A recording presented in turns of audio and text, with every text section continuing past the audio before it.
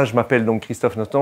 Je donne du conseil en indépendant, du conseil en gestion de l'eau depuis 2019. Et c'est ma troisième vie. J'ai d'abord été ingénieur en télécom, donc rien à voir. Puis je suis parti, j'ai travaillé 15 ans pour Médecins sans frontières. Et là, je me suis spécialisé dans la gestion de l'eau pour les populations. Eau, assainissement, hygiène hospitalière, etc. Donc, mais surtout de l'approvisionnement en eau.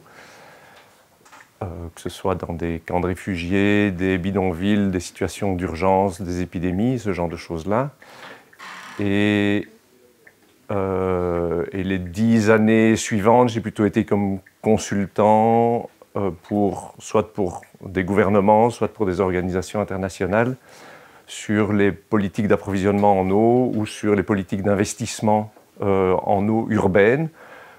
Et puis, il y a 10 ans, j'ai commencé ma troisième vie en me disant, mais en fait, c'est l'environnement, l'alimentation qui est au cœur de nos vies. Ça a correspondu aussi au fait que j'étais rentré en Europe.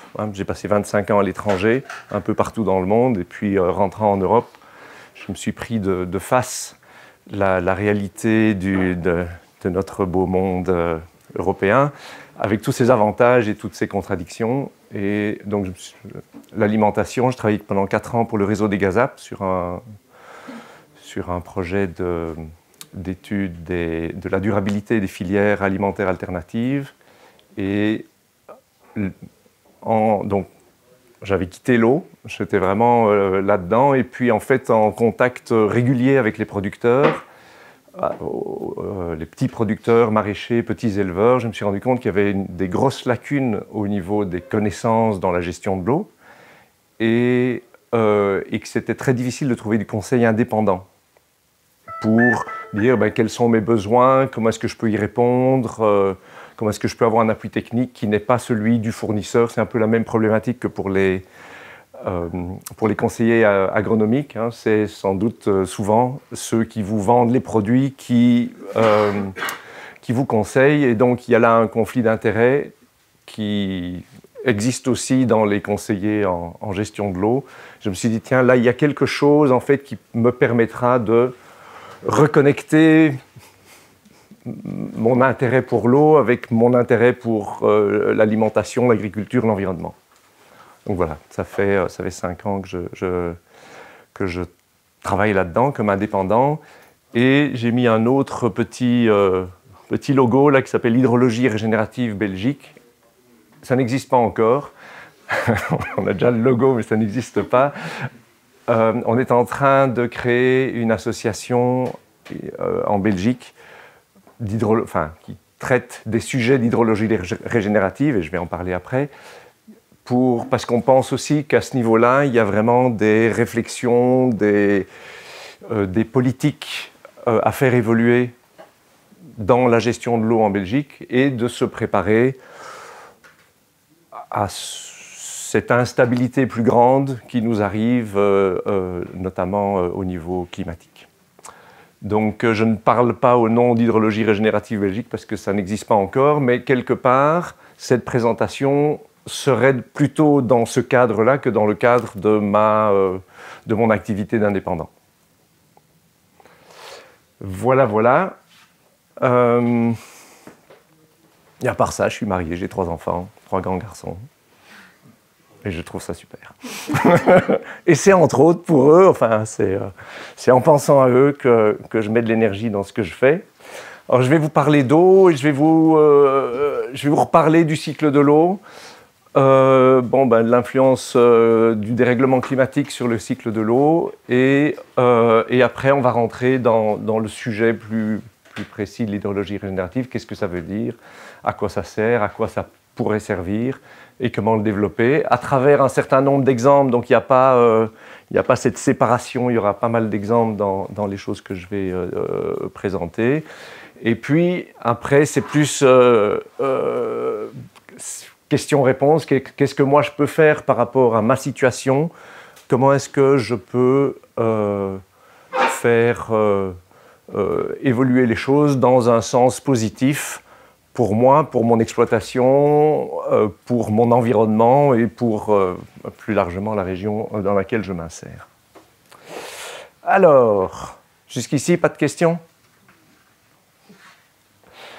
Les cycles de l'eau, donc on a tous appris le cycle de l'eau, hein, l'océan, l'eau s'évapore, avec le vent, il nous arrive au-dessus des terres, il pleut, ça tombe et puis ça repart à la mer.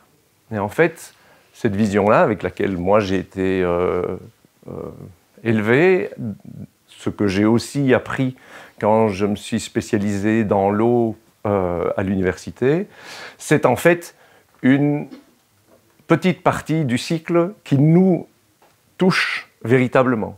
Quand on dit ça, en fait, on voit le grand cycle de l'eau. Tac, ça tombe et puis ça repart. Et la réalité, c'est que y a une énorme partie de l'eau qui retombe sur les terres, qui provient des terres. Si vous regardez, si vous comparez les chiffres de précipitation avec les chiffres d'évapotranspiration, vous voyez qu'on est en moyenne entre 60 et 70% de l'eau qui tombe sur les terres qui provient du végétal, qui provient des terres, qui provient de l'environnement sur lequel nous avons une influence. Et ça, c'est quelque part fondamental dans la réflexion, se dire, mais on m'a toujours dit, ben, la pluie, j'ai aucune influence dessus. Ben non, en fait, la pluie, j'ai peut-être une influence et une influence importante dessus. Alors, pas nous, chacun en tant qu'individu, mais nous, en tant que collectivité, certainement. Et donc, on appelle ça l'eau verte. C'est l'eau qui est évapotranspirée et on appelle l'eau bleue l'eau qui se trouve qu'on trouve dans le ruissellement ou qu'on trouve dans le sous-sol et qu'on peut aller puiser, pomper, etc. Mais l'eau verte, en fait, le cycle de l'eau verte, hein, donc les petits cycles de l'eau, c'est vraiment l'évapotranspiration qui crée la pluie. Alors, ça varie selon, c'est des moyennes, ça varie selon les continents, ça varie selon l'endroit où on se trouve, même sur un continent, etc., etc. Chez nous, c'est un peu moins. Ça, c'est au niveau global. Chez nous, les estimations sont que c'est plutôt de l'ordre de 40 à 50% plutôt que de 60 à 70%. Mais 40 à 50% de la pluie qui tombe, ben, si on va vers plus de sécheresse, ça a quand même une influence assez importante.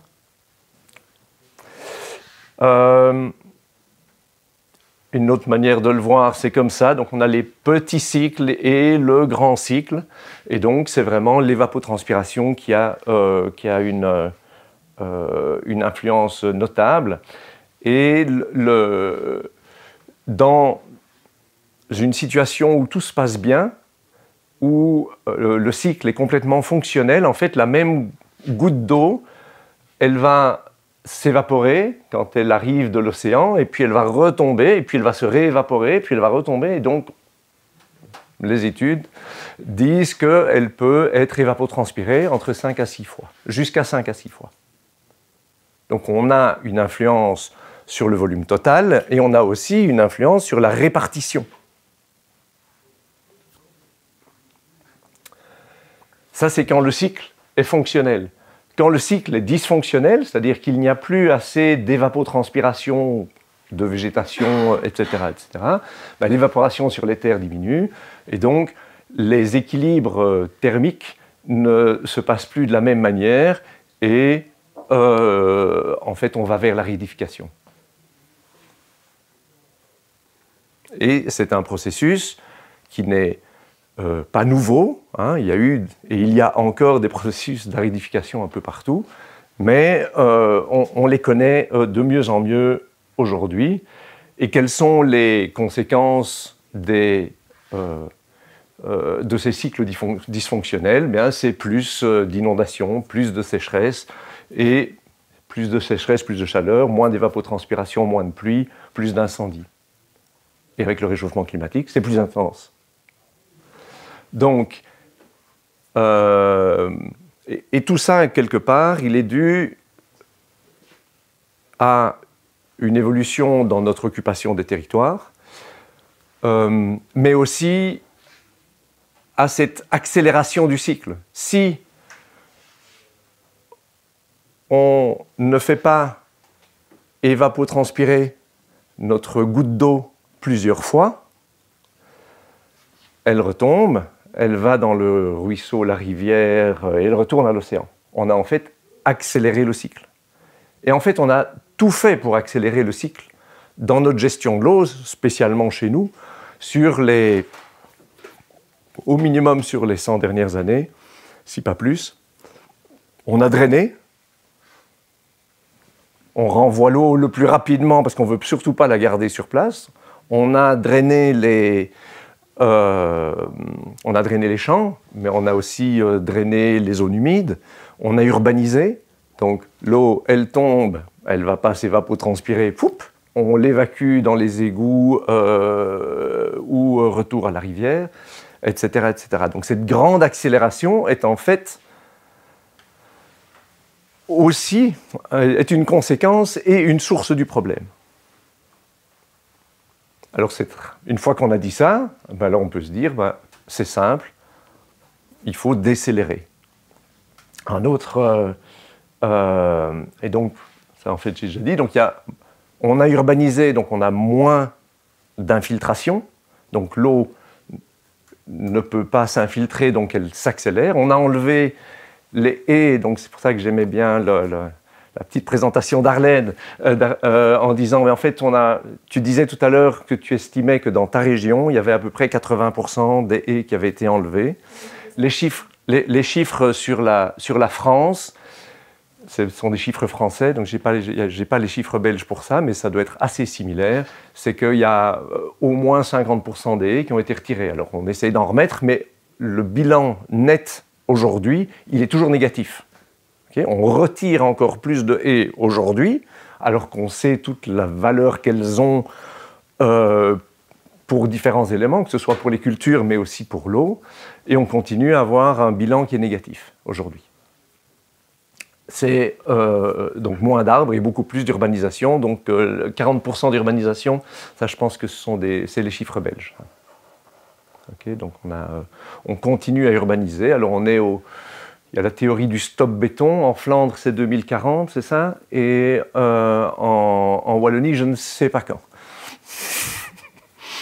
On a drainé effectivement toutes les zones humides, les mares, alors on en remet maintenant, et je pense que demain il y a Nathalie Grioal qui sera là, qui promeut aussi toutes les mêmes idées de valorisation de toutes ces zones peut-être moins productives aujourd'hui, mais qui en fait ont un effet de régénération de notre environnement qui est absolument pas négligeable.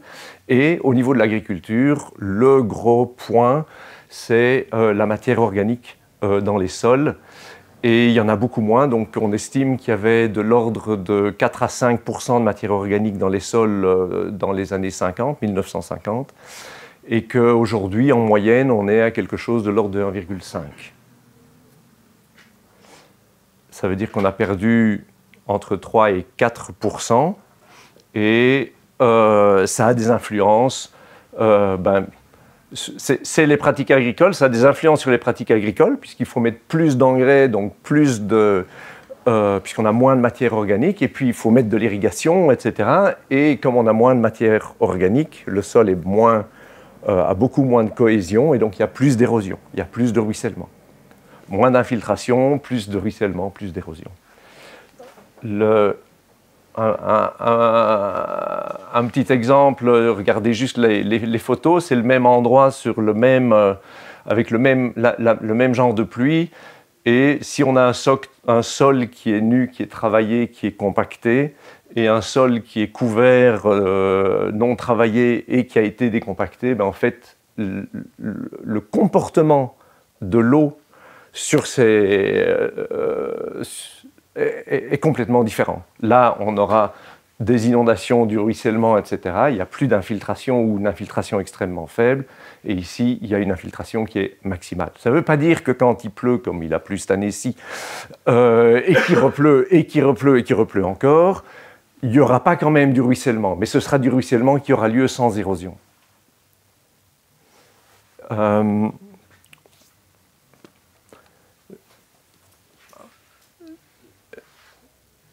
Ici, on voit une succession, on a une rivière méandrée. Quand il pleut, ben, le lit de la rivière s'étend, il y a une zone de stockage qui est beaucoup plus importante, et puis ça revient, et puis les méandres sont toujours là, ils ont peut-être été légèrement modifiés, mais l'inondation n'a pas créé de dévastation. On évacue plus vite l'eau, on diminue la capacité de stockage de la rivière en elle-même, puisque si on faisait des zigzags ici, ben on aurait le double en fait du volume potentiel de stockage sur cet espace-là. Et comme on a construit autour en se disant il n'y a pas de risque, ou en tout cas on a évacué, donc ça va s'évacuer tellement vite que tout va bien se passer, en fait dès qu'on dépasse le design du canal d'évacuation, ben en fait c'est l'inondation et là on ne peut plus rien y faire. Et on a des dégâts qui sont beaucoup plus importants. Ceci, c'est aussi pour dire, ce n'est pas que l'agriculture. Hein. Je ne voulais pas faire du agribashing. Ce n'est vraiment pas mon intention. Et si vous le ressentez comme ça quelque part dans ma présentation, dites-le moi et je dois changer mes mots, qui ne sont sans doute pas appropriés. Ce n'est vraiment pas ça. Mais c'est de dire, on a tous une influence, qu'on soit citoyen de l'endroit où on vit, ou qu'on soit agriculteur, ou qu'on soit, quelle que soit notre autre profession, on a tous, quelque part, une influence sur notre environnement, et donc un rôle à jouer. Je parlais de la matière organique tout à l'heure. On estime que 1% de matière organique, sur les 15 premiers centimètres du sol, ça équivaut à ça a une capacité de stockage de 250 mètres cubes d'eau par hectare. On était à 4% dans les années 50, on est passé à 1,5 aujourd'hui, donc on a perdu dans nos sols une capacité de stockage de 62 mm de pluie ou de 625 mètres cubes d'eau par hectare. C'est énorme. Ce sont des quantités énormes. Donc tout travail fait entre autres par l'agriculture régénératrice qui permet d'augmenter les taux de matière organique a une influence primordiale sur tout le cycle de l'eau, sur toute la gestion de l'eau. Si en plus on a découvert avec de l'évapotranspiration, etc., en fait on favorise les cycles de l'eau verte et on a vraiment une influence non seulement sur la qualité de notre environnement direct, mais sur la qualité de l'environnement de nos voisins. C'est une responsabilité collective. Voilà. Ceci juste encore pour illustrer cette question de la matière organique. Hein, ça, c'est une moyenne entre 2017 et 2021, mais qu'est-ce que ça montre? Bien que sur seulement 20% des terres, on a des pertes en sol à cause de l'érosion qui sont inférieures à 5 tonnes par hectare. On n'a pas une discrimination plus précise des chiffres. Que sur 50% des terres, c'est-à-dire le orange, on a entre 5 et 10 tonnes par hectare, et que sur 30% des terres, ce sont des chiffres wallons, on a des pertes en sol par l'érosion de plus de 10 tonnes par hectare par an. Okay.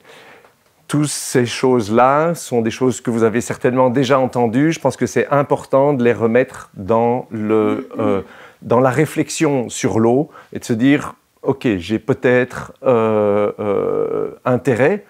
Pour moi, c'est quoi le capital d'un agriculteur? C'est sa terre. Si on la laisse partir, c'est en plus la partie la plus riche en matière organique, normalement, c'est la partie superficielle. C'est celle-là qu'il faut garder et qu'il faut essayer d'éviter qu'elle s'en aille. On voit aussi ici cet effet des couleurs végétales. Je ne sais pas si c'est. Je me suis dit que c'était peut-être vous, Greenotech, qui avez fait cet essai-là. C'est avec le CRAW? Non, c'est pas vous. Mais bon, vous avez un équivalent, voilà. En fait, moi j'ai passé pas mal de temps en Afrique et quand on regarde les rivières sont marrons.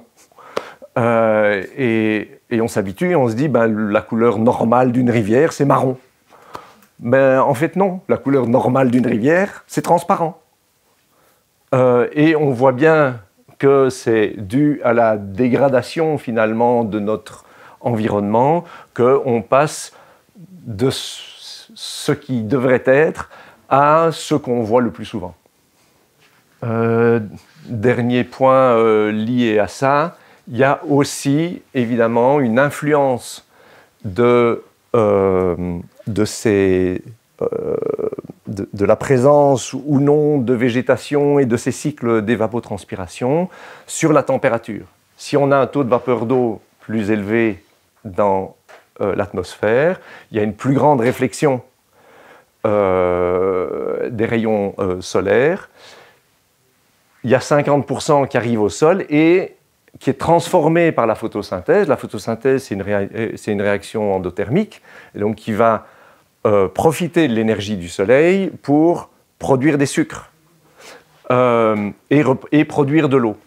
Et donc, l'effet du soleil va être vers un stockage d'énergie, alors que si on a une surface minérale, eh bien en fait, elle va refléter beaucoup plus et on va avoir au sol une chaleur absorbée. Et donc, on va augmenter, c'est les phénomènes d'îlots de chaleur ou d'îlots de fraîcheur en fonction de l'endroit où on se trouve en ville ou dans les zones rurales, ou dans une forêt, tout de suite, on sent, on a gagné 3, 4, 5, 6 degrés en fonction de l'endroit.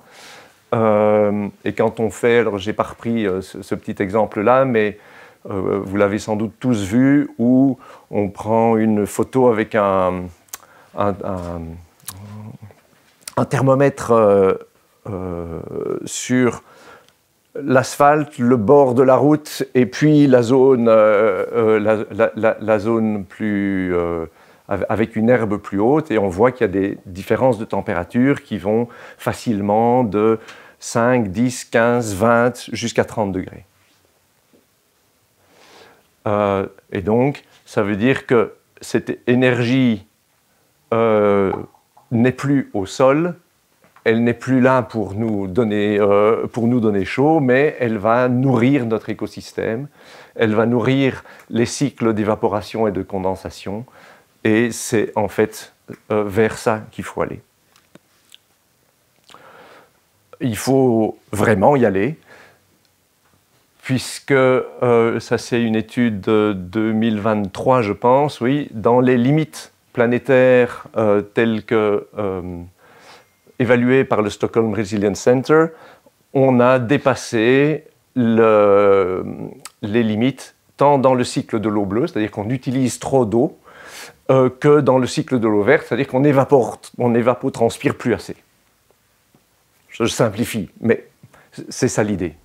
Okay, donc on est dans une situation où il faut vraiment agir, si on regarde les différents éléments que je viens de vous présenter. Est-ce qu'il y a quelque chose qui n'est pas clair? Sinon, on pourra revenir plus tard, noter vos questions et...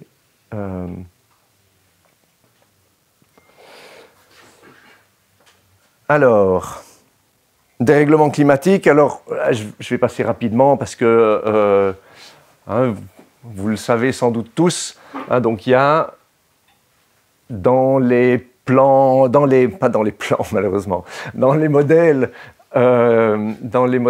climatiques, on voit qu'on a une augmentation globale des températures de 2 à 3 degrés prévues pour la fin du siècle. Tout en ne sachant pas encore le niveau ou les effets des boucles de rétroaction positive qui risquent d'arriver malheureusement. Alors elles sont dites positives, mais en fait, c'est pas bon. Hein. Ça veut dire que ça s'emballe. Et donc, on a une augmentation moyenne de la température et une augmentation encore plus forte en été. Et à ça est couplé des variations dans la pluviométrie. Alors, on fait partie des lucky few en se disant, globalement, en Belgique, les précipitations annuelles vont probablement rester les mêmes ou légèrement augmenter. Je ne sais pas si ça fait plaisir à tout le monde, mais globalement, c'est mieux d'avoir de l'eau que de ne pas en avoir. Donc, je ne vais pas me plaindre de cette situation-là. J'aimerais beaucoup moins me retrouver dans les zones plus au sud qui, elles, vont vraiment souffrir. Mais, cependant, les modèles prévoient tous qu'au moment de l'été, on aura donc de moins en moins de pluviométrie et donc un déficit au moment de toute une série des cultures. Et donc, c'est un véritable problème auquel il faut vraiment réfléchir et se dire, tiens, comment est-ce que je peux anticiper ces évolutions et mettre des choses en place sur ma parcelle, mon exploitation, mon environnement, de telle sorte à pouvoir mitiger ces effets-là. Comment est-ce que je réussis à stocker plus d'eau pour que je passe plus facilement une période plus longue de sécheresse? Parce que, voilà, en moyenne, c'est ça qui va nous arriver. Alors, on a tous beaucoup souffert de cette année-ci, où il a beaucoup trop plu, mais en fait, c'est pour ça que ce n'est pas le changement climatique, c'est le dérèglement climatique. On ne sait pas à quelle sauce on va être mangé. La seule chose qu'on sait, c'est qu'il y aura des hauts et des bas qui sont plus profonds, plus importants. Et ça, c'est un graphique proposé par Serge Zaka, qui est un agroclimatologue. Et je trouve que sa phrase ici, les records d'aujourd'hui seront la norme de demain. Et donc qu'est-ce qu'il montre? En fait, ça, ce sont les records d'humidité. Ici, en gris, ce sont les records de sec. Et la moyenne 2021-2050, la moyenne actuelle, elle était là. La moyenne 2021-2050, elle est ici. Et la moyenne 2071-2100, elle est là. Donc, petit à petit, on va vers... Alors, c'est plutôt en France et c'est global, donc vers des sols plus secs, avec des périodes. Ce qui est important, c'est dans la norme, c'est la distance entre le moment où on a encore son sol humide et le moment où il redevient humide. C'est-à-dire que toute cette zone-là, ça veut dire que c'est un problème en termes d'agriculture. Et en termes de tas d'autres choses, mais notamment en termes d'agriculture. Et donc c'est là qu'on se dit, c'est quoi? Est-ce qu'on a une solution? Est-ce qu'on peut réfléchir positivement? Est-ce qu'il y a des chemins qui vont nous permettre d'améliorer ça? Et un des chemins, c'est l'hydrologie régénérative. Alors l'hydrologie régénérative, c'est un nouveau terme, un peu sexy. C'est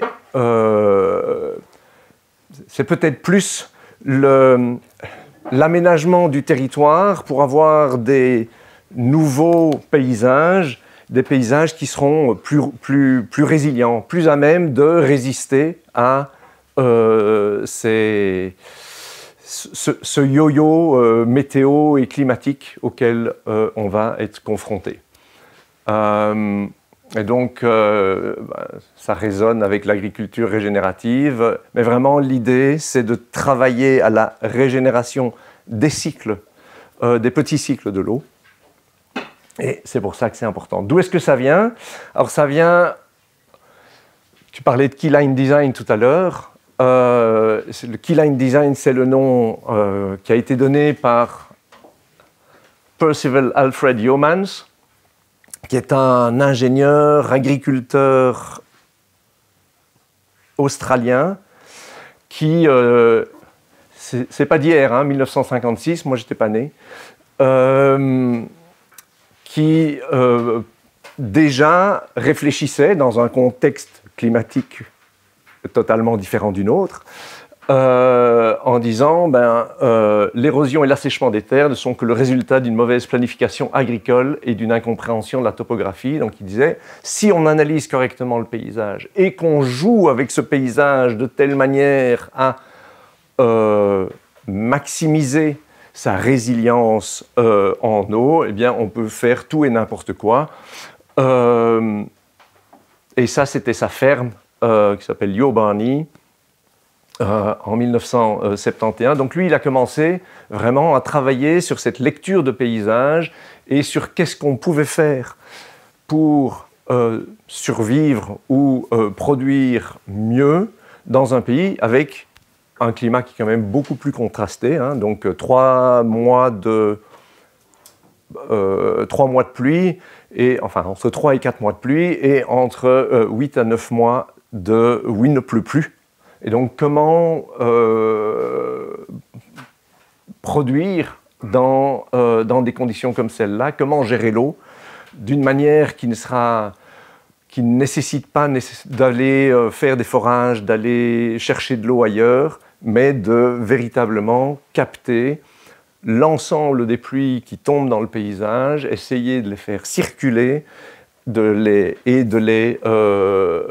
les stocker dans les sols, et dans des ouvrages simples et à localiser à des endroits très spécifiques. C'est ce qu'il a appelé le Keyline Design, donc le design par lignes clés et points clés. Donc c'est vraiment une question de lecture du paysage et de dire comment est-ce que, à travers la topographie dans laquelle je me trouve, je peux définir quels sont les points où il va être le plus économique de stocker l'eau et quels sont les points à partir desquels je dois essayer de répartir l'eau de telle sorte à ce que l'humidification de mon paysage soit la plus uniforme possible. C'est les deux grandes idées. Il a aussi, ce bon Yeomans, décrit ou utilisé pour présenter ses idées, ce qu'il a appelé l'échelle de permanence relative. Et en fait, qu'est-ce qu'il dit? C'est que le climat, c'est quelque chose sur lequel, moi, en tant qu'individu, j'ai une relativement faible influence, même si on s'y met collectivement, on y arrive, hein, puisque l'homme est capable de tout. Mais globalement, moi, je ne peux pas y changer, ou si je veux y changer quelque chose, je dois vraiment y mettre des gros moyens. Je dois produire beaucoup ou brûler beaucoup de pétrole pour arriver à faire varier le climat dans l'endroit où je suis. On ne va pas avoir le climat de l'Australie demain chez nous, donc ça, c'est quelque part une donnée. La deuxième donnée dans laquelle on se trouve, c'est notre paysage. Et donc la topographie dans laquelle je suis. Est-ce que je suis dans une plaine? Est-ce que je suis sur une colline, une montagne? Est-ce que c'est fort pentu? Est-ce que, etc., etc. Et ça, on peut changer tout ça. On a des bons bulldozers pour faire ce genre de choses-là, mais ça coûte beaucoup d'énergie. Et donc, plus c'est haut, plus c'est difficile à changer, et plus ça a une durée de vie longue. Et le troisième élément, c'est l'eau. Et il dit, en fait, sur base du climat dans lequel je suis et de la topographie dans laquelle je me trouve, le premier sur lequel je peux peut-être avoir une influence sans avoir besoin d'y mettre trop d'énergie, même si ça va en coûter, c'est l'eau. Et une fois que j'aurai fait ces modifications-là, j'aurai j'aurai déjà amélioré quelque chose. Et puis après, il y a tous les autres points. Je voulais juste, mais je reviens dessus après. Le sol est, selon Yeomans, facile à changer, mais quand on le change, ça a une durée de vie relativement courte. C'est-à-dire si on ne maintient pas l'effort, eh bien, en fait, on retourne en arrière. Ça a été modifié, ça vient de Samuel Bonvoisin, qui est venu donner une série de conférences en début d'année, ici en Belgique. C'est reprendre l'idée de l'échelle de permanence. Il a adapté en partie les exemples et il dit si nous travaillons sur ce qu'on a l'habitude de travailler, c'est-à-dire le sol, la fertilité, les semences, je vais plutôt mettre du sorgho que du maïs, je vais plutôt mettre telle variété de tomates qu'une autre, ou si je mets de l'irrigation, hein, on est plutôt dans une perspective sécheresse ici, eh bien je vais m'adapter, je vais réussir à garder une certaine productivité, mais en fait, je ne change rien par rapport à l'environnement dans lequel je me trouve. Je fais que m'adapter, le risque étant que si on remplace, je vais peut-être dire une stupidité, mais si on remplace le maïs par le sorgho, le maïs, que pourtant les gens qui travaillent dans l'eau trouvent, bon, c'est surtout le maïs irrigué, mais en fait le maïs, il a son avantage, c'est qu'il pousse en été et qu'il a une forte évapotranspiration pendant l'été. Si on le remplace par du sorgho, on aura moins d'évapotranspiration. Donc en fait, le fait d'avoir adapté finalement le type de plante que je vais utiliser, c'est comme si on mettait des cactus partout, ben, il n'y aurait plus aucune évapotranspiration. Et donc en fait, on est dans une logique d'adaptation pour continuer à produire quelque chose, mais en fait, on continue à générer l'aridité dont on souffre. Je ne sais pas si je me suis fait comprendre. Donc, c'est sans doute indispensable, mais c'est certainement pas suffisant. Et donc, la réflexion, et les chiffres ne représentent que ce qu'ils veulent bien, c'est de dire, OK, si je travaille là, je dois mettre de l'énergie là-dedans, je dois continuer à produire, mais si je veux me projeter dans le long terme, je ne peux pas mettre plus que 20% de l'énergie là-dedans. Par contre, sur les autres éléments, je dois mettre 80% de mon énergie, puisque c'est avec ça que j'aurai un potentiel d'influence positive et donc je m'inscris dans une logique régénérative.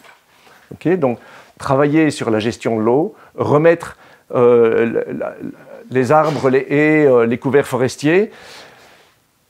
J'en ai discuté avec lui, il a mis les couvre-sols et les engrais verts un peu au milieu en disant ben oui, c'est bon, ça permet de mieux gérer l'eau, ça reste quand même un petit peu de la logique d'adaptation.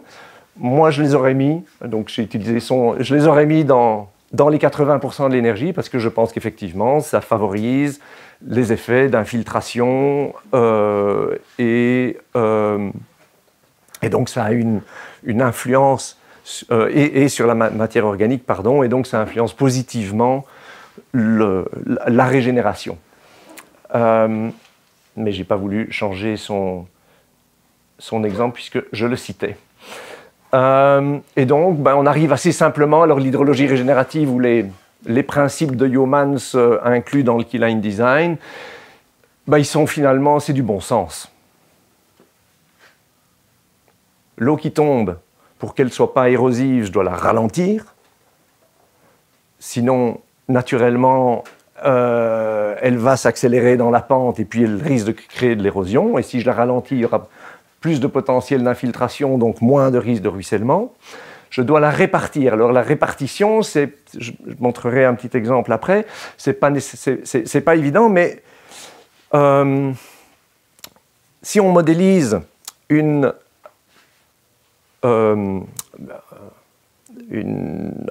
lieu, une parcelle, un bassin versant par sa main, on a les crêtes, et puis on a des crêtes, et puis on a des vallées. L'eau, naturellement, va aller se concentrer dans les vallées. Une goutte d'eau qui tombe ici, elle descend. Et puis, la goutte d'eau qui tombe ici, elle descend. Et tout ça va se concentrer dans la vallée, et donc on a une concentration d'eau dans les vallées. Plus il y en a, plus ça devient érosif, et donc on a un risque d'érosion dans la vallée. Et donc c'est normal, l'eau elle descend, c'est son chemin naturel. La nouveauté qu'a apportée Yeomans, elle est simple, elle est logique, et on la pratiquait par ici aussi, hein, si on parle d'abyssage, etc., c'est de dire, en fait, l'eau, quelque part dans ma vallée, je peux la prendre et je peux l'amener sur les crêtes, mais pas sur les crêtes plus haut, mais sur les crêtes plus bas. Donc ce point-ci de ma vallée, où j'ai déjà une belle concentration d'eau, si je fais descendre l'eau vers la crête, mais plus bas, en fait, je vais réussir à amener de l'eau, je vais répartir l'eau qui naturellement est venue se concentrer dans ma vallée et je vais la remettre sur la crête qui normalement est plus asséchée. Je vais la remettre sur la crête plus bas, hein, on ne va pas faire remonter l'eau. Je ne sais pas si c'est clair, il y aura un petit graphique derrière. Donc, ralentir, répartir permet de mieux infiltrer, puisque l'eau est plus stable et en moins concentrée. La stocker, et ici il est important de se dire je ne la stocke pas dans des méga-bassines comme on voit en France, mais j'essaie de la stocker dans le sol. Alors on peut avoir bien sûr des réservoirs, mais il faut essayer de maximiser le stockage dans le sol, donc à travers une augmentation de la matière organique, à travers des plantes qui ont des longues racines, qui vont à travers des arbres et des haies qui vont leur permettre de s'infiltrer, de telle sorte qu'on la stocke dans le sol pour qu'elle puisse nous être encore utile, et puis il faut l'évapotranspirer. Une autre manière de voir ça, c'est de dire, si je suis dans mon paysage normal, l'eau qui arrive ici, elle se concentre là en dessous et puis elle s'en va. Hein, et la logique dans laquelle l'hydrologie régénérative réfléchit, c'est eh bien, en fait, je vais essayer de lui faire parcourir le plus grand circuit possible sur ma parcelle, sur mon environnement dans le bassin versant, hein, quelle que soit l'échelle à laquelle on travaille, de telle sorte à, la stocker de manière décentralisée, et deux, lui donner autant d'opportunités de s'infiltrer avant qu'elle ne ressorte. Donc, ralentir, répartir, infiltrer, stocker, évapotranspirer. On est dans... Là, je vous parle d'eau, et c'est un peu ce que je connais le mieux, mais il est très clair que dans l'hydrologie régénérative, il est essentiel d'intégrer le triptyque eau, sol, plante. Hein. L'eau, la partie hydrologie, c'est plutôt le ralentir, répartir. Le sol ou l'agronomie, c'est plutôt infiltrer, stocker dans le sol. Et l'agroforesterie, ça peut être aussi le type de plante qu'on met, les couverts, etc. C'est l'évapotranspiration. Okay, donc on doit arrêter de regarder les choses en silo.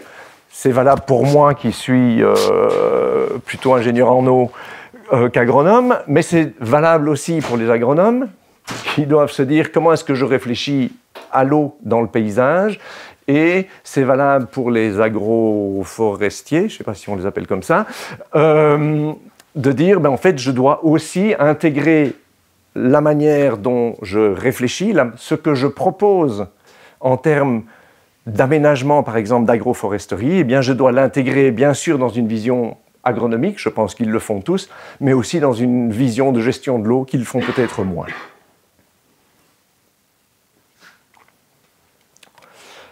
Je vous ai mis, vous aurez les slides, je vous ai mis ça en texte, ça c'est repris aussi de Samuel, et ce qui est important, donc, je vous ai parlé de cette répartition, de ralentir, répartir. On est là vraiment dans ce qu'on peut appeler la gestion horizontale de l'eau. Hein. Comment est-ce que l'eau circule dans le paysage?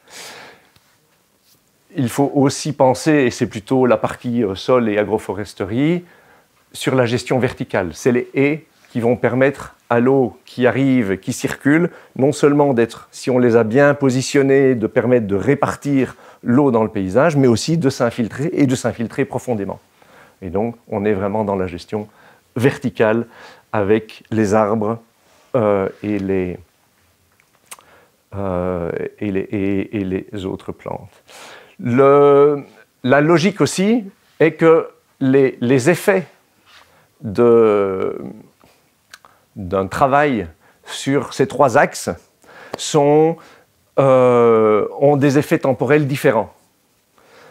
Si je fais un aménagement d'hydraulique douce pour emmener l'eau à travers une baissière, un fossé, une fascine, quel que soit le système que je mets en place, eh bien j'aurai un effet immédiat. L'eau qui va arriver dedans, elle va être répartie.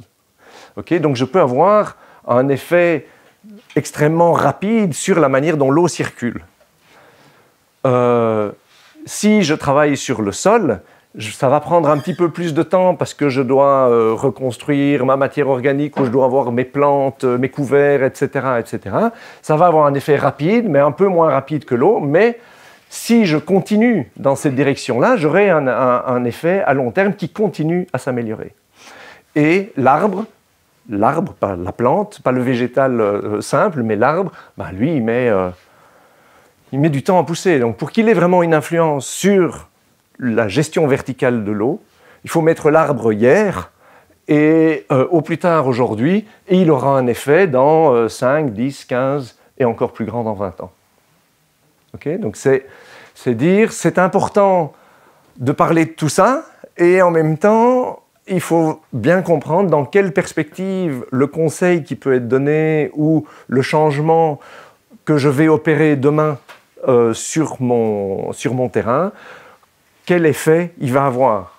On n'aura pas un arbre de 10 mètres de haut l'année prochaine.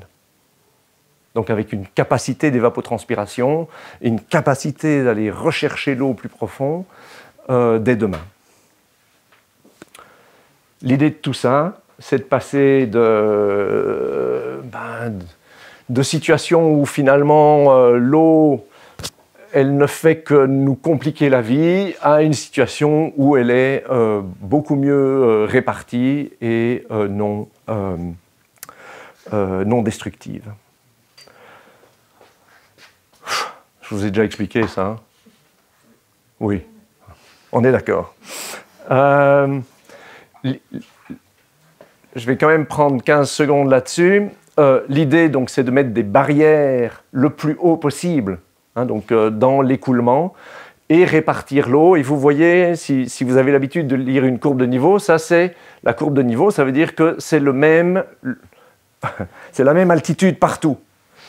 La proposition de Yeomans, c'est de dire, en fait, pour répartir l'eau de la vallée vers la crête, je dois la prendre au plus tôt et je dois la faire descendre. Donc, dès que je m'écarte de la courbe de niveau, je crée une pente et donc l'eau va effectivement aller d'ici à là. Et c'est la même chose si je le fais de manière plus concentrée. Le deuxième élément qui est intéressant dans le Keyline Design et qui est un peu plus technique, mais donc je ne vais pas rentrer dedans, c'est Yeomans, c'était un ingénieur des mines. Il travaillait dans une optique de mécanisation. Et on sait bien que si on fait en grande culture de la culture sur contour, qui a été quelque chose qui a été promu et qui l'est peut-être toujours, mais en fait on va se retrouver, si j'avais un champ qui était ceci, ben là je pourrais avoir peut-être 2 lignes, et puis tout d'un coup là j'aurais un grand espace, etc., etc. La réflexion du Keyline Design, c'est de dire si je mets mes fossés, mes baissières, mes haies, mon agroforesterie, etc., je dois les mettre de telle sorte à ce que je puisse continuer à fonctionner avec de la mécanisation, avec du tracteur, avec mes machines. Et donc je vais écarter mes mes lignes d'agroforesterie, mes baissières, mes haies, etc., d'une distance qui est constante. Alors, je ne l'ai pas très bien dessiné, j'ai fait ça à la main, ça n'aurait pas dû. Mais quand on fait un design en keyline, en fait, sur base de la lecture du paysage et sur base de la topographie détaillée, on peut adapter les lignes de telle sorte à ce qu'on ait l'effet positif globalement de toujours faire descendre l'eau, donc pour la répartir des vallées vers les crêtes, tout en gardant un alignement qui va me permettre d'avoir ici, je peux faire un aller-retour avec mon matériel, ma charrue, mon semoir, quel que soit le matériel que j'utilise. Alors ça ne marche pas sur l'ensemble, il y aura des zones où ce ne sera pas possible, et donc qui seront des zones, entre guillemets, perdues pour une agriculture mécanisée, mais où on peut imaginer alors de produire autre chose.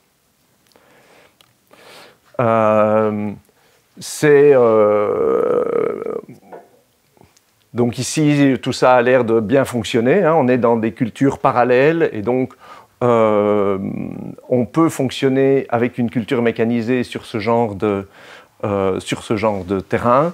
Et donc là, on est bien dans la fonction ralentir-répartir.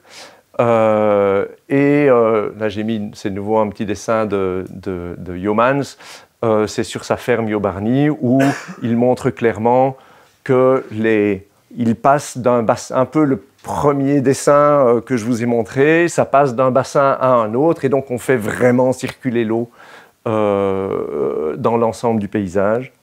Ceci, c'est la ferme de Mark Shepherd, qui est un agriculteur qui a aussi écrit un bouquin qui s'appelle Regenerative Agriculture, je pense, qui a beaucoup travaillé sur l'eau, sur la gestion de l'eau, qui a écrit un bouquin qui s'appelle Water for Every Farm. Et sur sa ferme, il a mis en application tous ces principes. On a donc des paysages, donc je vous parlais de potentiel de mécanisation. Alors évidemment, on a des points où ça ne fonctionne pas. Ici, mon tracteur qui va pouvoir faire ceci, alors je ne sais pas à quelle échelle c'est, donc je ne peux pas vous jurer que vous allez réussir à faire le virage à cet endroit-là, mais on a ici une zone où il ne sera pas possible de rester dans la même logique, mais quand même avec un accès qui aura été réfléchi, dans lequel il aura été possible de faire quelque chose, et où d'avoir des zones spécifiques ou autre chose. Je pense que j'ai une même photo de cet endroit-là un peu plus tard, où on voit qu'ils ont implanté quelque chose de différent dans ces endroits-là. Donc on perd une partie de l'espace, mais comme on a potentiellement une meilleure gestion de son eau et donc de sa productivité étalée sur un certain nombre d'années, eh bien ça reste quelque chose de positif.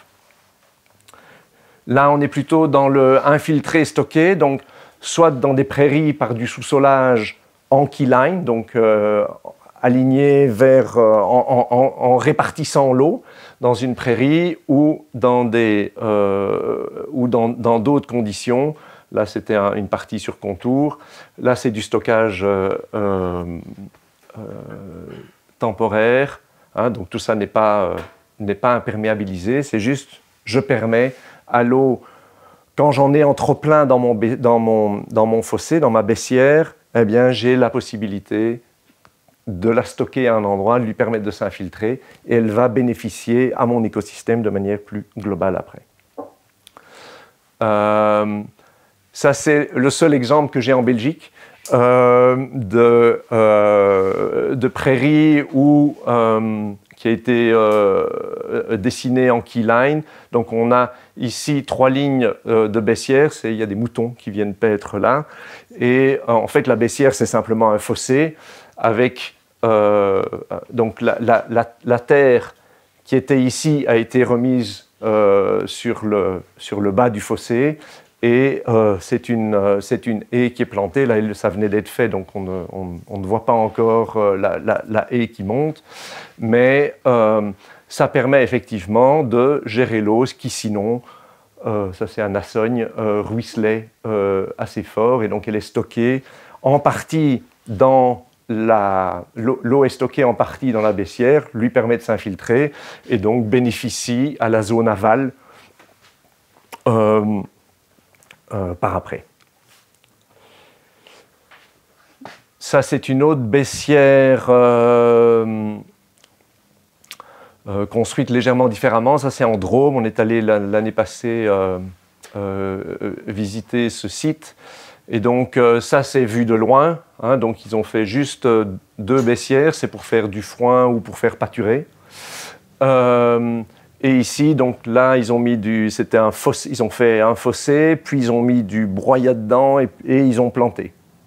Et donc, ici, on a vraiment l'eau qui ruisselle d'en haut. Elle est captée. Elle va pouvoir s'infiltrer à cet endroit-là. Et puis, et la même chose sur la baissière suivante.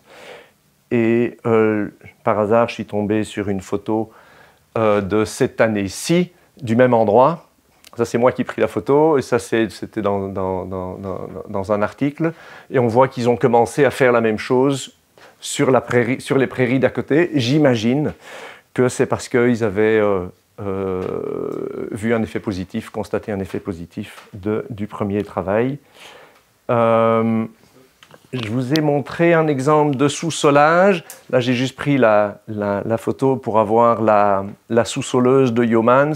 Donc, il disait, en fait, le sous-solage, c'est une activité à risque, où le décompactage, on risque de créer de nouveau un certain lissage, qu'il soit vertical ou qu'il soit horizontal. Et donc, depuis les années 50, et encore maintenant, donc ils continuent à produire. C'est plus Yeomans qui est décédé depuis un certain temps, mais ce sont ses fils qui ont repris. Et ils continuent à développer leur sous-soleuse qui est très fine, permet effectivement d'avoir un sous-solage plus efficace à ce niveau-là.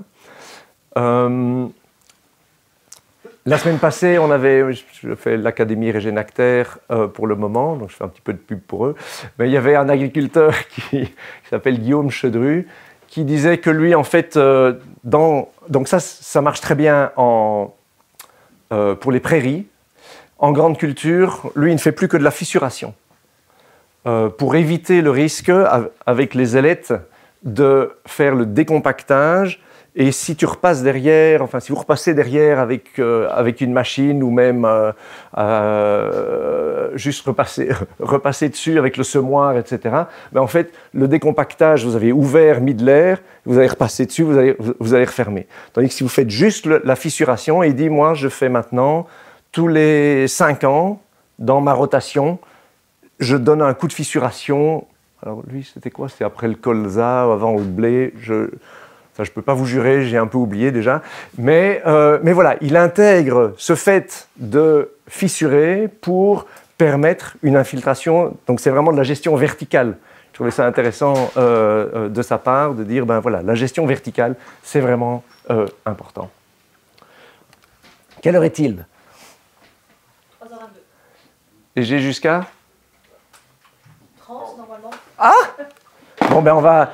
Il y a juste quelques beaux petits dessins, quelques beaux petits exemples d'évapotranspiration.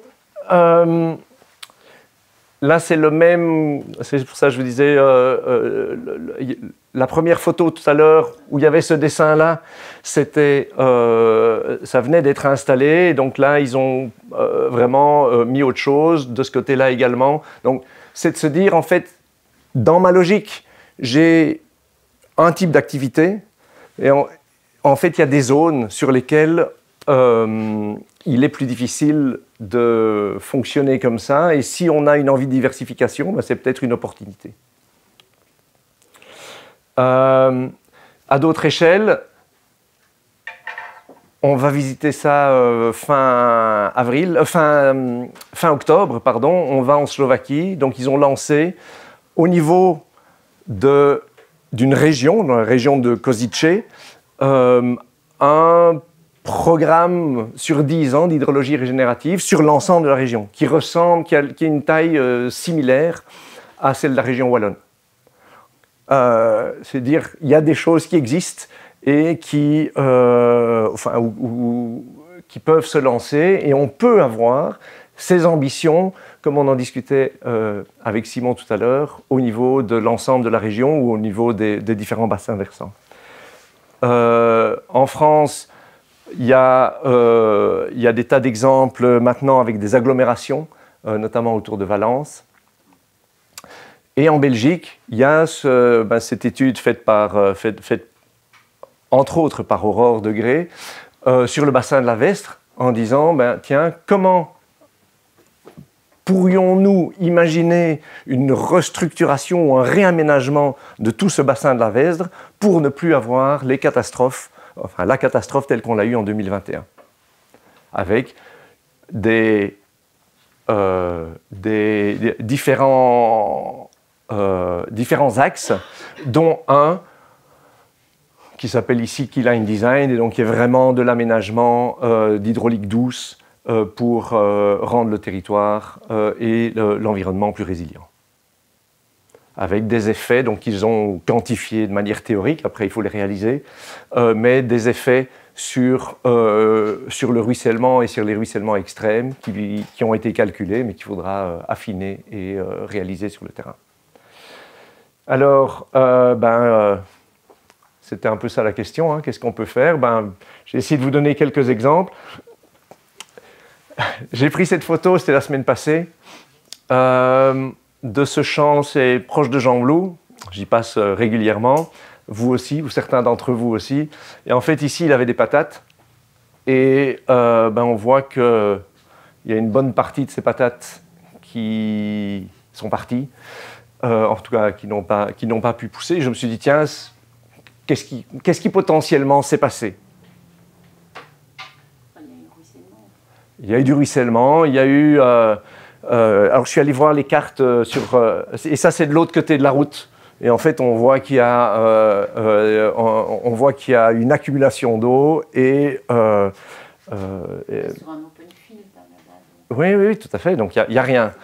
Et alors si on regarde je suis allé sur Wallon Map, et donc on a les courbes de niveau. Ceci, on voit clairement, donc on a du ruissellement, et ça c'est l'axe Lidax, donc ce que vous pouvez voir sur Wallon Map. Je ne sais pas si vous êtes familier avec ça. Mais donc, si je ne me trompe pas, ça c'est de 0 à 3 hectares, de 3 à 10, de 10 à 50, etc.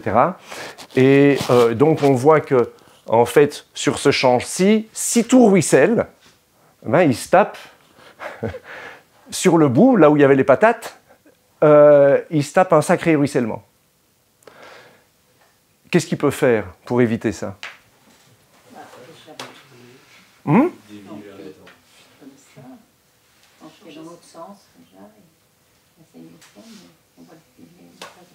Oui, en fait, les lignes, c'est à cause du zoom sur Wallon Map que ça ne donnait pas bien. Mais sinon, sa culture, elle est en général comme ceci. Okay, elle est perpendiculaire à la route.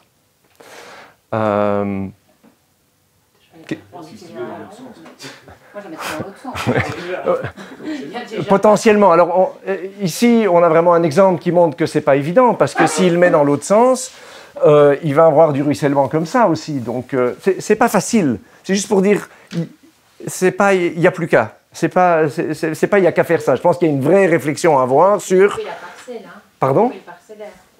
Pardon? Eh bien, en fait, c'est ce qu'il a fait. Donc, si on regarde... enfin, c'est ce qu'il avait fait. Donc, ça, c'était c'est une photo... J'ai pris la photo de 2016. Et à partir de 2017... non, ça, c'est la photo de 2016 plus claire. Donc, là, il était dans l'autre sens. Et, en fait, qu'est-ce qu'il avait fait en 2017, 2018, 2019? Non, il a fait une autre culture qui ne ruisselle pas au même moment, enfin où on n'a pas le sol nu au même moment. Donc il ne faut pas nécessairement aller vers des choses peuvent sembler insurmontables pour un agriculteur qui est de dire « Ah non, mais je vais perdre, si je mets une haie ici pour limiter le ruissellement qui nous vient de mon voisin, ben je vais perdre 6 mètres de culture, ça je veux pas, ça fait 6 mètres sur 100 mètres, ça va me faire... enfin c'est 200 mètres, ça va me faire 1200 mètres carrés, ça fait un dixième d'hectare, donc je ne veux pas perdre un dixième d'hectare. » Il a perdu plus hein, sur cette photo-là. J'ai calculé la perte ici, on est à 2 hectares. Donc sur une parcelle de 10 hectares, il a perdu 2 hectares à cause du ruissellement. Donc bon an, mal an, et je ne vais pas dire que ça va se représenter tous les ans, mais s'il perdait même 1 hectare ici au-dessus pour mettre autre chose, je pense que sur la moyenne du temps, il ne perdrait pas nécessairement. Il pourrait même gagner. Okay, parce que là, cette année-ci, s'il a perdu 2 hectares de patates, il a perdu 2 hectares de patates. Hein, ça... Il n'a pas perdu ça. Il a perdu sa terre aussi. Oui, tout à fait. Donc, c'est juste sur l'exemple. Donc, c'est juste pour dire, réfléchissons collectivement pour modifier la manière dont on gère. Et je trouvais que c'était intéressant de voir qu'il avait mis une culture différente sur les parcelles qui lui permettait de diminuer le ruissellement. Puis il a fait sec, 1 an, 2 ans, 3 ans, il s'est dit ok c'est fini, et en 2020 il a remis la totalité, et donc est arrivé ce qui est arrivé. Alors j'ai pas son historique détaillé de tous ces... mais cette année-ci c'est clair qu'il a perdu 2 hectares sur ces 10 hectares. Et donc c'est juste se dire, tiens, dans quel état d'esprit on peut se mettre quand on réfléchit à l'eau ou à l'influence de l'eau sur ma rentabilité, sur mon environnement, sur ma culture. C'était juste un petit exemple illustratif. Ici, c'est un autre endroit où on a clairement une vallée avec du ruissellement et de l'érosion. J'ai vu une ravine, enfin pas sur ces photos-ci, mais en physique. Là, c'est un terrain sur lequel je suis allé. Et on voit clairement qu'on a des zones asséchantes dans différents endroits. Alors, là, c'est parce que c'est plus pentu, là, c'est parce que c'est vraiment la crête, et ici, c'est parce qu'on a un sol qui est différent. Donc, tout n'est pas la même chose.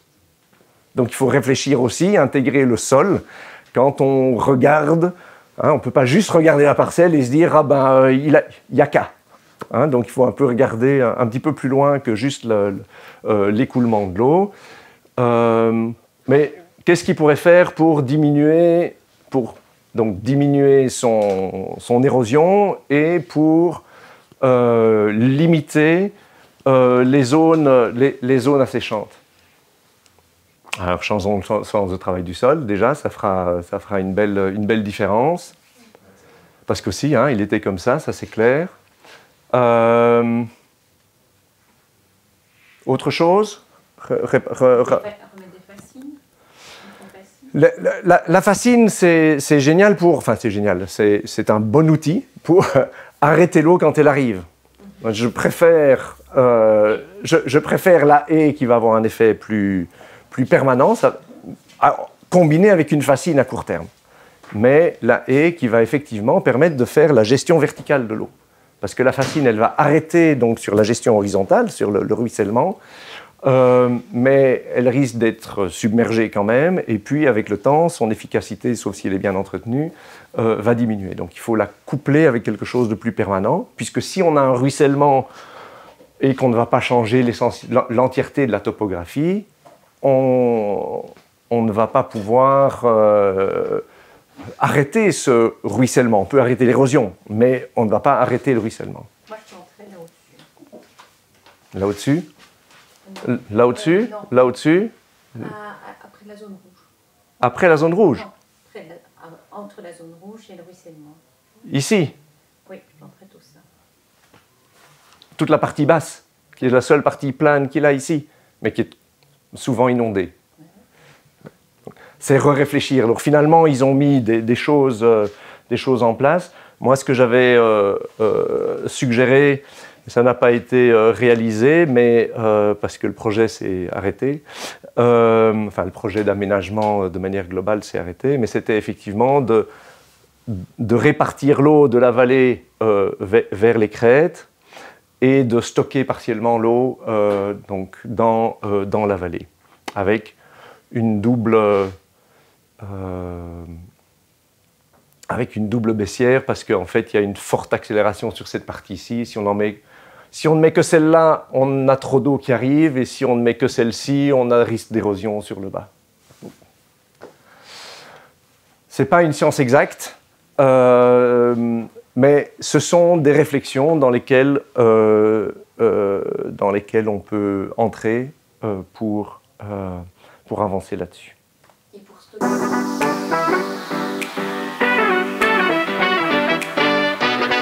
Tu as dit qu'ils avaient fait autre chose. Donc, est-ce que finalement, ils ont... Non, donc là, en fait, le projet d'aménagement global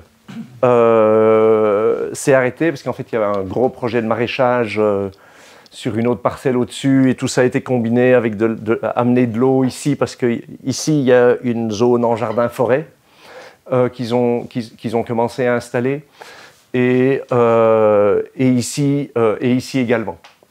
Donc voilà, il y avait diverses réflexions. Moi, on m'avait demandé de regarder uniquement la partie eau. Et puis, le projet, c'est en fait le projet d'aménagement global s'est arrêté parce qu'ils n'ont pas eu le permis qu'ils attendaient sur l'autre partie. Et donc, voilà, ma collaboration avec eux s'est arrêtée à ce moment-là. Et une autre question, si ça avait été mis, parce que là, on a l'impression que ça a été passé en prairie, enfin, on a sur la photo, oui, comparé aux terres de culture avant sur la photo problématique précédente. Si c'était resté en culture, avec un aménagement tel que tu le proposais, c'est vrai qu'a priori, je me dis, c'est quand même, on complique vachement. Ah, on complique vachement. Oui. Voilà, et surtout en conventionnel, avec des pulvérisations, pulvérisées en dévers, avec une rampe de 36 mètres. Je veux dire, voilà, je soulève un peu des questions auxquelles il faut, enfin, voilà, qui sont un frein à la mise en place de ce type d'aménagement. Tu as tout à fait raison. Dans le processus qui avait été initié par le porteur de projet, c'était de dire, fais-moi une proposition, et puis on ira discuter avec l'agriculteur pour voir s'il peut faire autre chose à cet endroit-là, si ceci est pratique, si on doit l'aménager, etc. J'ai dit, OK, je fais juste alors, avec mon œil haut, une proposition, en sachant que, bien sûr, des aménagements, que ce soit pour fonctionner effectivement de manière droite ici, ce ne sera pas l'idéal au niveau hydrologique, mais ce sera déjà mieux. Ou, parce que dans leur idée de base, il y avait aussi du potentiel d'élevage sur cette partie-là. Alors, ce ne serait plus avec cet agriculteur-là, mais ce n'était pas ça leur problème. C'était de dire, ben, tiens, est-ce que ce serait l'occasion ou la justification pour se lancer plutôt vers des prairies permanentes et un autre type de production. Donc, tu as tout à fait raison. Et donc, là, la réflexion, c'était vraiment, initialement, qu'est-ce qu'on pourrait faire pour mieux gérer l'eau sur cette parcelle et minimiser les risques de ruissellement et d'évacuation de l'eau, maximiser notre potentiel parce que j'avais mis toute une série de mares sur l'ensemble du projet pour garantir une résilience à la sécheresse. Certaines imperméabilisées, certaines purement d'infiltration. Admettons qu'il n'y ait pas de haies, rien du tout, tu veux installer, d'accord, tu as installé tes haies, mais après tu veux mettre des mares. Où les mets-tu exactement? En haut, au point le plus haut. Alors, je vais donner une réponse de Normand. Ça dépend. Ça dépend ce que tu veux faire avec tes mares. Et ça dépend sur un open field, quelle est ta topographie. Tu vois, ici, je les ai localisés en fonction d'une utilisation, par exemple, pour de stockage d'eau pour l'arboriculture à ce niveau-là. Ça, c'était une réserve pour si jamais. Et d'ici, il était possible de refaire circuler l'eau si jamais on avait une sécheresse importante, de pouvoir utiliser l'eau qui venait d'ici pour remettre de l'eau sur la prairie si ça devenait une prairie. Donc, en fonction de l'endroit, si tu dis, ben moi ma mare, c'est exclusivement pour la biodiversité, par exemple, eh bien, il va falloir voir si tu as un approvisionnement en eau permanent ou pas, et donc voir si on en fait une mare temporaire ou non temporaire, c'est-à-dire s'il faut étanchéifier ou pas étanchéifier en fonction de l'objectif. Et donc, en fait, tous les endroits sont possibles. Je vais essayer de chercher des points qui seront singuliers même si tu es dans un open field, tu peux avoir des zones avec, tu vois, un petit encaissement, un petit vallon, etc., qui sont d'office moins productives. Par exemple, sur la ferme à Wallin, où est Gros maintenant, il y a 20 ans, l'agriculteur, il passait toujours, il faisait ses longues bandes, et en fait, il y avait un endroit où il y avait vraiment un vallon, il remontait, et il s'est évertué pendant 20 ans à passer là-dedans. Jamais il récoltait, mais il ne voulait pas perdre 1 mètre carré. Et puis finalement, cet agriculteur-là s'est arrêté et ils ont mis un bosquet là, et maintenant ils ont des peupliers. Alors, c'est plus... mais c'est une autre production. Et donc, la mare, c'est la même chose quelque part. La logique du lieu d'implantation en fonction de la singularité du terrain, ben c'est ça qui va influencer. Si tu es dans une situation en agroforesterie, ben, je mettrai mes mares... Si tes arbres ont été placés plus ou moins selon les courbes de niveau, ou plus ou moins pour permettre à l'entrepreneur de passer, oui, tout à fait. Mais donc, le plus ou moins est important. Bien, tu as peut-être intérêt de mettre une mare au début ou à la fin. Puisque tu auras sans doute, tu auras peut-être un ruissellement partiel, surtout lors de grosses pluies, parce qu'il y a quand même du ruissellement en sol forestier, même s'il est beaucoup plus faible. Moi, j'ai juste 2 questions. Oui. La première, par rapport à cet exemple-là, si je veux planter un verger haute tige, est-ce qu'il y a un intérêt de suivre les courbes de niveau pour planter le verger, ou est-ce que ça n'a aucun intérêt? Oui. En fait, si tu... Alors là, il faut faire un bon design en keyline avec il y aura beaucoup plus de lignes, évidemment. Je suis allé aider à l'implantation, alors c'était dans le sud de la France, mais effectivement, on a implanté le verger haute tige sur du keyline. Pourquoi? En fait, la logique qui est derrière, c'est que tes arbres que tu vas installer vont créer des réseaux mycorhiziens importants et qui vont donc, d'une certaine manière, eux-mêmes aussi, donc chaque infiltration va répartir. Si on leur facilite la tâche, c'est-à-dire que on permet une répartition là où il y aura le réseau le plus puissant, eh bien on va réussir à répartir l'eau sur l'ensemble du terrain entre les zones plus humides et les zones plus asséchantes. Et la deuxième question, c'est que j'ai récupéré un bloc de 32 hectares, mais qui est en aval d'un énorme plateau de centaines d'hectares. Donc je me prends toute l'eau dans la figure. Est-ce qu'il y a des aménagements à faire dans le bas d'une zone comme ça, ou est-ce que ça n'a pas énormément d'intérêt? Dans le bas de leur zone? Non, moi je me situe dans le bas de la zone, en fait, et j'ai des centaines d'hectares de plateaux en amont. Alors, des centaines d'hectares qui ruissellent, c'est un vrai souci. Là, il n'y a que le dialogue. Enfin, tu peux mettre des haies, des arbres, des fossés jusqu'à un certain point. Et ça dépend... Tu risques, en faisant un aménagement sur le haut de ta parcelle qui va répartir l'eau sur l'ensemble de la largeur, puisque je suppose qu'il y a une zone de ruissellement plus particulière, tu risques d'envoyer l'eau chez d'autres voisins et donc te créer des problèmes ou créer des problèmes pour toi-même. Donc, il faut réfléchir à ça et puis se dire non. Ou bien je fais un énorme bassin tampon infiltrant, ou je m'arrange avec lui pour faire, ou avec les propriétaires ou donc avec la communauté d'agriculteurs qui sont là au-dessus, pour que petit à petit, en fait, on ait mis des barrières au ruissellement, des aménagements d'hydraulique douce qui vont permettre de répartir également en amont.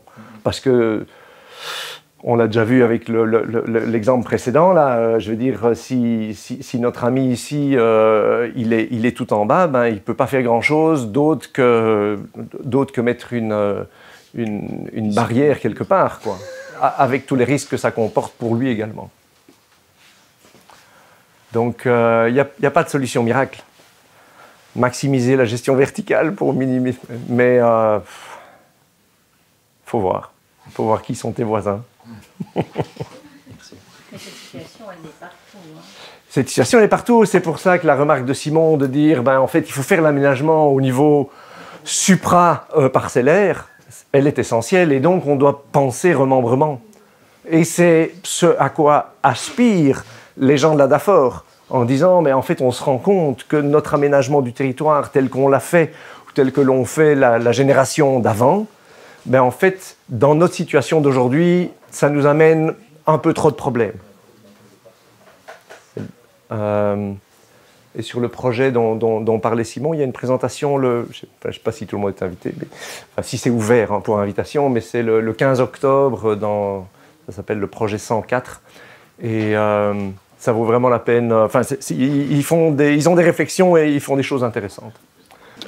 Justement, c'est en lien avec la question de Simon. Est-ce que tu collabores avec d'autres types de structures ou de conseillers parce que, évidemment, toi, tu t'occupes que de l'eau, mais il y a tout ce qui est production agricole et puis couverts végétaux, etc.